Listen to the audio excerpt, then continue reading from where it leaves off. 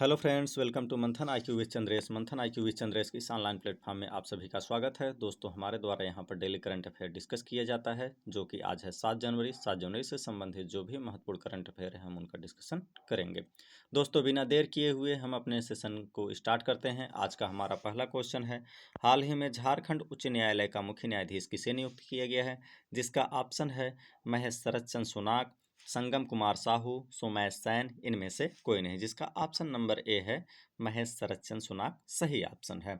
बात की जाए इनकी नियुक्ति की, तो इनकी नियुक्ति राष्ट्रपति के सिफारिश पर सुप्रीम कोर्ट के कोलेजियम के द्वारा किया गया है। बात की जाए झारखंड की, तो झारखंड के सीएम हैं हेमंत सोरेन, झारखंड के राज्यपाल हैं संतोष कुमार गंगवार, झारखंड की राजधानी रांची है।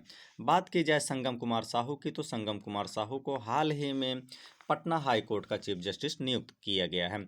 पटना जो कि बिहार की राजधानी है तथा बिहार के मुख्यमंत्री हैं नीतीश कुमार, बिहार के गवर्नर हैं मोहम्मद आरिफ खान, बिहार में मखाना बोर्ड स्थित है। बात की जाए सोमेश सैन की, तो सोमेश सैन को केरल हाई कोर्ट का चीफ जस्टिस नियुक्त किया गया है। केरल के सीएम हैं पिनरई विजयन, केरल के राज्यपाल हैं श्री राजेंद्र विश्वनाथ अर्लेकर, केरल की राजधानी है तिरुवनंतपुरम। हम बढ़ते हैं अपने अगले क्वेश्चन की तरफ। हमारा अगला क्वेश्चन है, हाल ही में अग्नि इंटरकॉन्टिनेंटल बैलिस्टिक मिसाइल का रात्रिकालीन परीक्षण कहाँ किया गया है? इसका ऑप्शन है उड़ीसा, आंध्र प्रदेश, कर्नाटक, तमिलनाडु। जिसका सही ऑप्शन है ऑप्शन नंबर ए, यानी कि उड़ीसा में। ये अग्नि 5 है। अग्नि श्रेणी की 5वीं इंटरकॉन्टिनेंटल बैलिस्टिक मिसाइल है। बैलिस्टिक मिसाइल की बात की जाए तो इसका पथ पैराबोलिक पथ होता है, यानी कि पर्वताकार पथ में होता है। क्रूज मिसाइल की बात की जाए तो क्रूज मिसाइल का पथ इस तरह से होता है। बात की जाए तो यह उड़ीसा के चांदीपुरम रेंज से इसका सफल परीक्षण किया गया है। इसकी मारक क्षमता की बात की जाए तो इसकी मारक क्षमता 5000 किलोमीटर से अधिक है। 5000 किलोमीटर से अधिक है। इसकी गति की बात की जाए तो इसकी गति 24 मैक से अधिक हो सकती है, यानी कि ध्वनि की गति से 24 गुना अधिक हो सकती है। बात की जाए इसकी वारहेड की, तो यह 1.5 टन वारहेड ले जाने में सक्षम है, यानी कि 1500 किलोग्राम वारहेड ले जाने में सक्षम है। बात की जाए पेलोड की, तो पेलोड यही है हमारा जो हमने बनाया है, यही पेलोड होता है। बात की जाए तो यह परमाणु या पारंपरिक हथियार दोनों से सक्षम है, दोनों को ले जाने में सक्षम है। बात करते हैं हम अपने अगले क्वेश्चन की तरफ। हमारा अगला क्वेश्चन है, हाल ही में राष्ट्रीय पक्षी दिवस कब मनाया गया है? जिसका ऑप्शन है ऑप्शन नंबर ए 1 जनवरी, बी 3 जनवरी, सी 4 जनवरी, डी 5 जनवरी। अभी हाल ही में जिसका सही ऑप्शन है डी, यानी कि 5 जनवरी को मनाया गया है। यह पक्षी दिवस जो है कि यूएसए तथा अन्य देशों के द्वारा मनाया जाता है। बात की जाए तो पक्षी जो है कि हमारी पारिस्थितिकी तंत्र को, यानी कि इकोसिस्टम को संरक्षित करने में मदद करती हैं। बात की जाए जनवरी महीने के कुछ प्रमुख तिथियों की, तो 1 जनवरी को वैश्विक परिवार दिवस मनाया जाता है, 2 जनवरी को विश्व अंतर्मुखी दिवस मनाया जाता है, 3 जनवरी को अंतर्राष्ट्रीय मन शरीर कल्याण दिवस मनाया जाता है, 4 जनवरी को विश्व ब्रेल दिवस मनाया जाता है, 5 जनवरी को 5 जनवरी को राष्ट्रीय पक्षी दिवस मनाया गया है, 6 जनवरी को विश्व अनाथ दिवस मनाया जाता है। हम बढ़ते हैं अपने अगले क्वेश्चन की तरफ।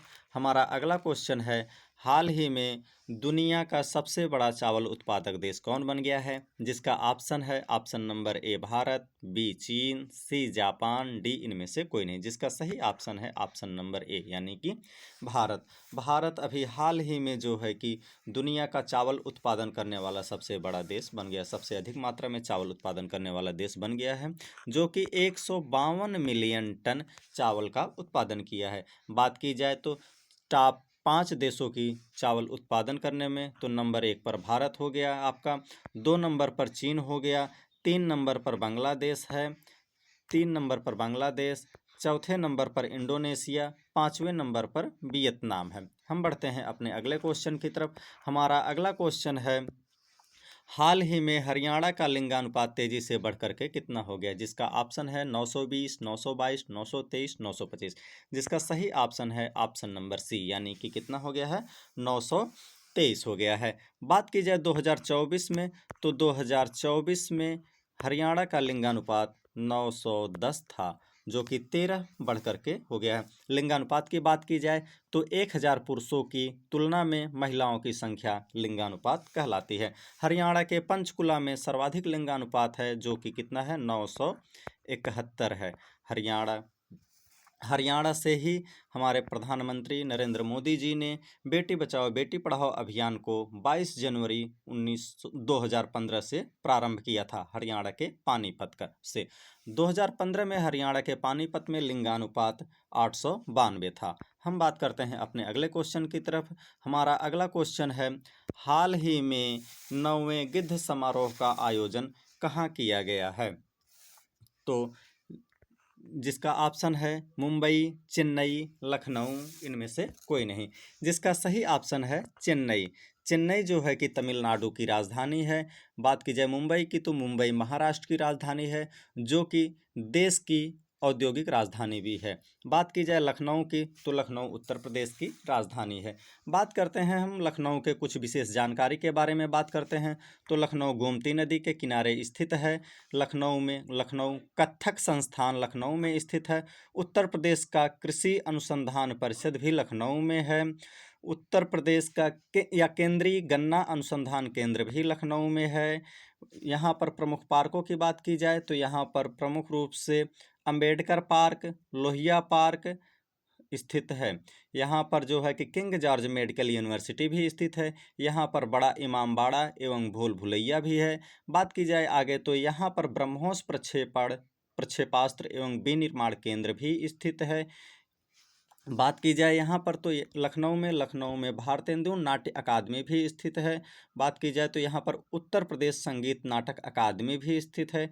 यहाँ पर लखनऊ में कला एवं शिल्प महाविद्यालय भी स्थित है। हम बढ़ते हैं अपने अगले क्वेश्चन की तरफ। हमारा अगला क्वेश्चन है, हाल ही में किसने खत बात ए मोदी लाल किला की कसील नामक पुस्तक का विमोचन किया है? जिसका ऑप्शन है पीयूष गोयल, धर्मेंद्र प्रधान, एस जयशंकर प्रसाद, अमित शाह। जिसका सही ऑप्शन है ऑप्शन नंबर बी, यानी कि कौन, धर्मेंद्र प्रधान। बात की जाए कुछ पुस्तक एवं उनके विमोचन की तो पुस्तक है शिखर धवन की आत्मकथा नामक पुस्तक है the one cricket my life and more का विमोचन हुआ है। हम एक बार फिर से रिवाइज करते हैं। शिखर धवन की आत्मकथा क्या है? The one cricket my life and more का अभी हाल ही में विमोचन किया गया है। अगले हमारा अगला पुस्तक होगा सीपी राधाकृष्णन ने सनातन संस्कृति की अटल दृष्टि नामक पुस्तक का विमोचन किया है। द्रौपदी मुर्मू ने हाल ही में संथाली भाषा में संविधान को जारी किया है। हम बढ़ते हैं अपने अगले क्वेश्चन की तरफ।